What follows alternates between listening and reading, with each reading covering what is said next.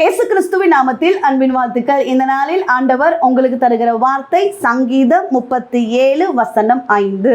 உன் வழியை கர்த்தருக்கு ஒப்புவித்து அவர் மேல் நம்பிக்கையாயிரு, அவரே காரியத்தை வாய்க்க பண்ணுவார். பிரியமானவர்களே, இந்த காலை வேளையில உங்களோடு கூட ஆண்டவர் இந்த வசனத்தின் மூலமாக பேச போகிறார்.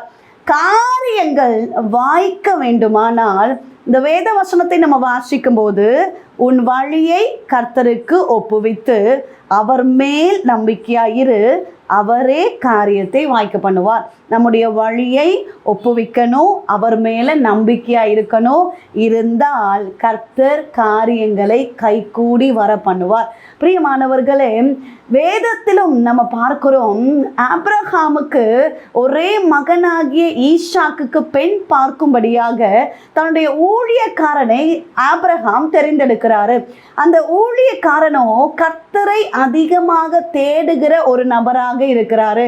கர்த்தரை அதிகமாக தேடி என்ன செய்தாலும் கர்த்தரையே சார்ந்திருந்து கர்த்தர் மேல நம்பிக்கையா இருக்கிற தன்னுடைய ஊழியக்காரனை தெரிந்தெடுத்து ஈசாக்குக்கு பெண் பார்க்கும்படியாக அனுப்பும் போது அந்த ஊழியக்காரன் செய்த காரியம் தேவ சமூகத்துல ஜெபத்தோடு கடந்து போகிறார். பிரியமானவர்களே, கர்த்தரையே சார்ந்திருந்த அந்த நபர் இந்த காரியத்தை கர்த்தருடைய சமூகத்தில் தெரிவிக்கிறாரு. அவருடைய வழியை கர்த்தருக்கு ஒப்புவிக்கிறாரு. கர்த்தர் மேல நம்பிக்கையா இருக்கிறாரு. இப்பொழுது புறப்பட்டு போகிறாரு.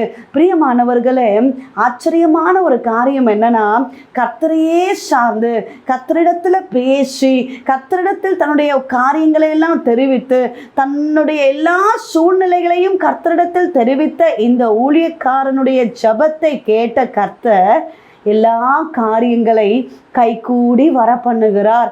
ஆச்சரியமாய் கத்த நடத்துகிறார், அதிசயமாய் கத்த நடத்துகிறார். ஈசாக்குக்கு ஏற்ற துணையாக ரெபேக்காலை கத்தர் ஆயத்தப்படுத்தி வைத்து ஊழியக்காரன் கடந்து போகிறாரு. எல்லா காரியங்களும் கைகூடி வருகிறதை நம்ம அந்த சம்பவத்தில் பார்க்கிறோம்.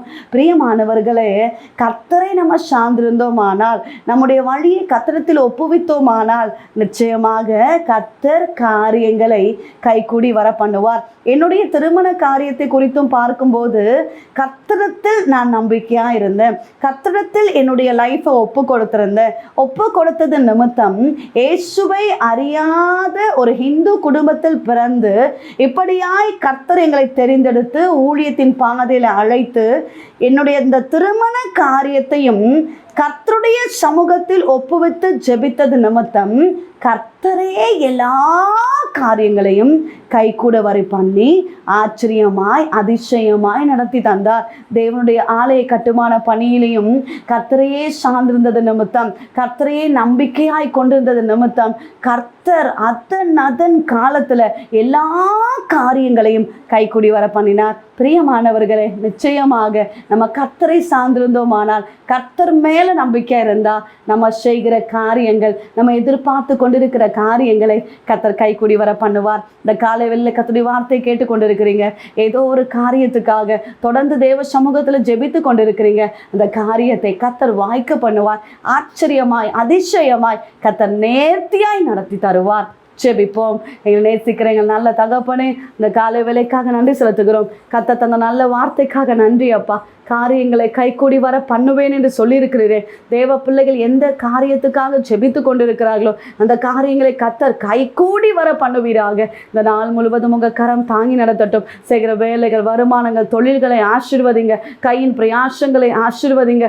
கர்த்தருடைய கரத்தில் ஒப்பு கொடுக்கிறோம்ப்பா. இந்த நாள் முழுவதும் தேவன் ஆளுகை செய்து நடத்துவீராக. கடன் பாரத்தோடு இருக்கிற பிள்ளைகளுக்கு கர்த்தர் அற்புதத்தை செய்யுங்கப்பா. கடன் பாரங்கள் மாறட்டும், நெருக்கங்கள் மாறட்டும். பலவீனத்தோடு இருந்து ஜெபித்து கொண்டிருக்கிறாங்கப்பா, பலவீனங்கள் இயேசுவின் நாமத்தினால மாறட்டும். கர்த்தர் அற்புத சுகத்தை தருகிறபடியினால ஸ்தோத்திரம். குடும்பங்கள்ல சமாதானம் உண்டாகட்டும். பிரிவினைகள், கஷ்டப்புகள், கோபங்கள் மாறட்டப்பா. நீர் சமாதானத்தை கட்டளையிடுவீராக. இந்த கரத்துல தாழ்த்தி ஒப்பு கொடுக்கிறோம். குழந்தை இல்லையே என்று சொல்லி ஜெபித்து கொண்டிருக்கிறாங்க சுவாமி, நீர் அற்புதத்தை செய்வீராக. ஏசப்பா, நீர் அற்புதத்தை செய்கிறபடியினால ஸ்தோத்திரம். இயேசு கிறிஸ்துவின் நாமத்தில் ஜெபிக்கிறோம் எங்கள் ஜீவனுள்ள நல்ல தகப்பனே, ஆமென்.